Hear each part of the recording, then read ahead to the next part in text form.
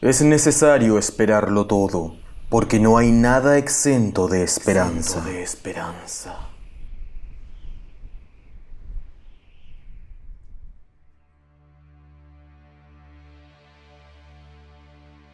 Considerado el padre de las matemáticas, Pitágoras fue uno de los personajes más importantes e influyentes de la antigüedad.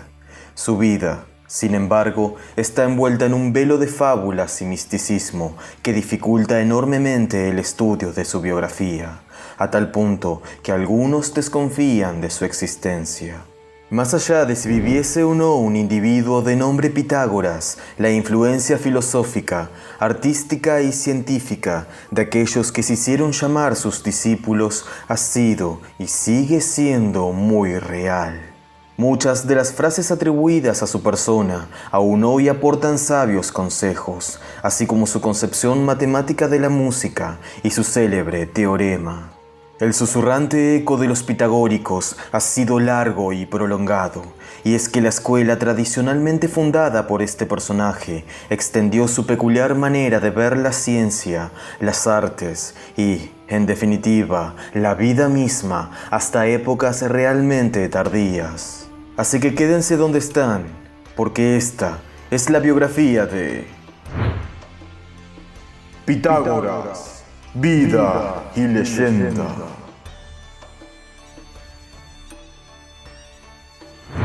Esta biografía estará dividida en 2 episodios, y en este primer capítulo hablaremos de la infancia y educación de Pitágoras, así como sus viajes y su iniciación mistérica hasta la fundación de su escuela en Crotona. Aunque algunos dicen que nació en la ciudad fenicia de Sidón, la versión más conocida sostiene que Pitágoras vino a este mundo en la isla de Samos, en la primera mitad del siglo VI antes de la era común.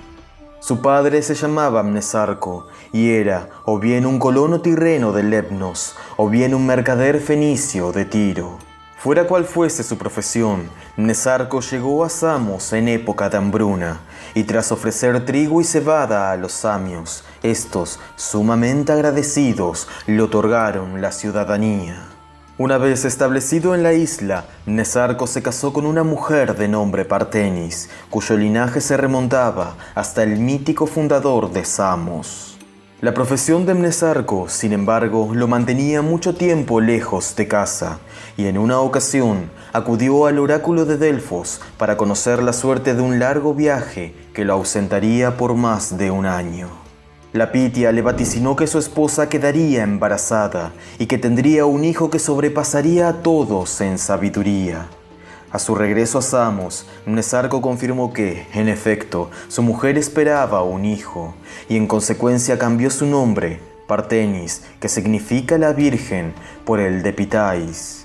Y cuando ésta alumbró a un varón, lo llamó Pitágoras, el que se expresa como la Pitia. Para algunos, el niño evidentemente no era hijo de Mnesarco, ya que éste no se encontraba en Samos cuando su esposa lo concibió, y por este motivo surgió la tradición de que Pitágoras era hijo del dios Apolo. Fuera o no un semidios, Mnesarco lo reconoció como propio, y el niño no tardó en demostrar que las palabras de la Pitia no faltaban a la verdad. La infancia de Pitágoras. El padre de Pitágoras amasó una considerable riqueza gracias al comercio marítimo, pero, a cambio, apenas pudo pasar tiempo con su familia. Por eso Pitágoras y sus hermanos menores, Tirreno y Eunomo, fueron criados primero por su tío Zoilo y luego por un hombre llamado Andrócles, que administraba la hacienda de Mnesarco. Desde muy joven, Pitágoras demostró un talento innato para diversas disciplinas, como la poesía y la música, y por decisión del propio Andrócles fue puesto bajo la tutela y enseñanza de Ferécides de Siros, que, para algunos, era tío materno del niño. Así pues, Pitágoras viajó a la isla de Siros, donde el filósofo lo educó en su afamada gruta. Se desconoce cuánto tiempo el niño Pitágoras pasó en compañía de Ferécides, pero debió ser lo suficiente como para forjar entre ambos una estrecha y profunda amistad. Durante su adolescencia, no obstante, continuó su educación en Samos a cargo de Hermodamante, un descendiente de Creófilo, el mismo que otrora fuera yerno de Homero. Pitágoras tuvo la oportunidad de navegar con su padre al menos una vez, lo que lo llevó a conocer otros lugares, como Fenicia y demás islas del Egeo. En uno de esos viajes, Mnesarco encontró a un niño solitario que bebía el rocío de un álamo, y sospechando que el muchacho tenía naturaleza divina, se lo llevó consigo de regreso a Samos, y le dio el nombre de Astreo. Mnesarco murió poco después, ya fuese por vejez o enfermedad, dejando a sus hijos una auténtica fortuna, y a Pitágoras en especial, el pedido de cuidar de Astreo. Pese a que Pitágoras contaba ya con 18 años, no se hizo cargo del negocio familiar, ya que deseaba continuar sus estudios, decisión que lo llevaría a ser el gran sabio que inmortalizó su nombre para la historia. Viajes e iniciación. El mismo año de la muerte de su padre, y por consejo de Hermodamante, que era ya demasiado anciano para enseñarle, Pitágoras viajó a la cercana Mileto para conocer a Anaximandro, quien lo instruyó en filosofía, cosmología y astronomía. Pero quien realmente marcaría a fuego a Pitágoras sería el viejo maestro de Anaximandro, el célebre Tales de Mileto. Fue este filósofo el primero que reconoció el potencial que se escondía en Pitágoras, y sabiendo que no podría educar a alguien que estaba llamado a ser mejor que él en todo, le exhortó a que viajara al país del Nilo para ser iniciado por los sacerdotes egipcios. Mientras Pitágoras se educaba en Mileto, cerca del año 540 antes de la era común, 3 hermanos llevaron a cabo un golpe de estado en Samos, y uno de ellos, tras una serie de intrigas y asesinatos, consiguió alzarse como tirano. Dicho hombre no era otro que Polícrates, quien, muy pronto, forjó una amistad con el faraón egipcio Amasis. Polícrates, ya fuese porque viera en Pitágoras un futuro opositor, o bien porque quisiera realmente ayudarle, escribió a Amasis para encomendarle al muchacho. De esta forma, Pitágoras, en compañía de Astreo y de un esclavo llamado Salmoxis, se embarcó a Egipto, tal como Tales le había aconsejado. No tenía por entonces más que 20 años. Su viaje, sin embargo, se vio interrumpido en Fenicia, y allí visitó las ciudades de Tiro y Sidón, donde conoció unos sabios caldeos que le enseñaron sus secretos y lo llevaron al sagrado Monte Carmelo a meditar. Se cuenta que cuando Pitágoras bajó de la montaña, lo hizo envuelto en un halo de divina serenidad que jamás abandonó. Encontró luego un navío que viajaba a Egipto, y tras arreglar el pasaje, él y sus acompañantes volvieron a zarpar. Se dice que Pitágoras permaneció en silencio, sin comer y en la misma posición durante los días que les llevó a alcanzar el delta del Nilo. Todo esto, sumado al semblante natural de Pitágoras, hizo que los marineros lo vieran como un dios, y tras dejarlo en la playa, le erigieron un altar y lo colmaron de ofrendas.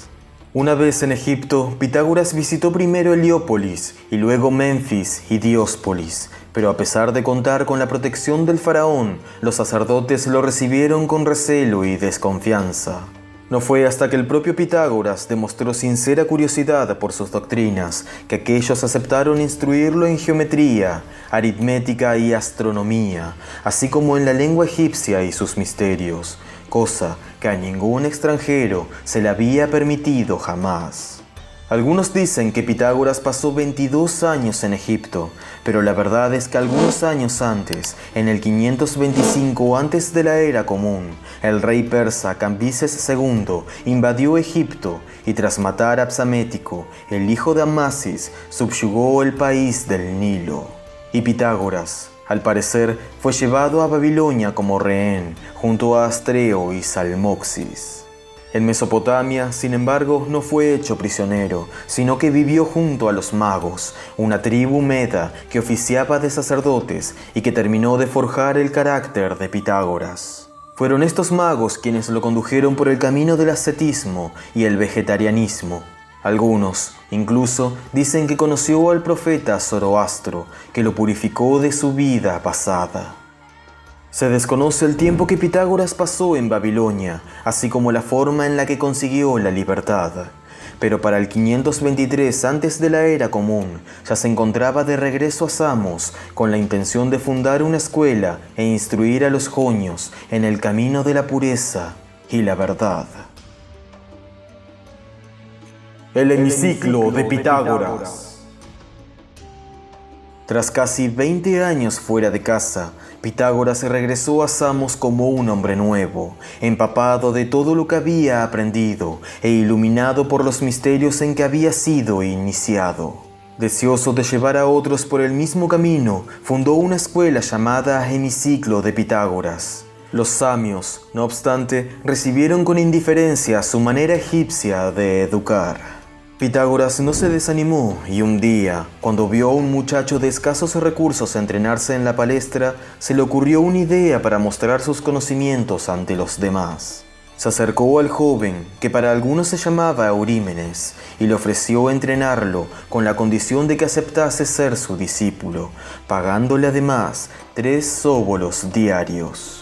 Eurímenes aceptó sin pensárselo y en poco tiempo vio los beneficios de tener como maestro a Pitágoras.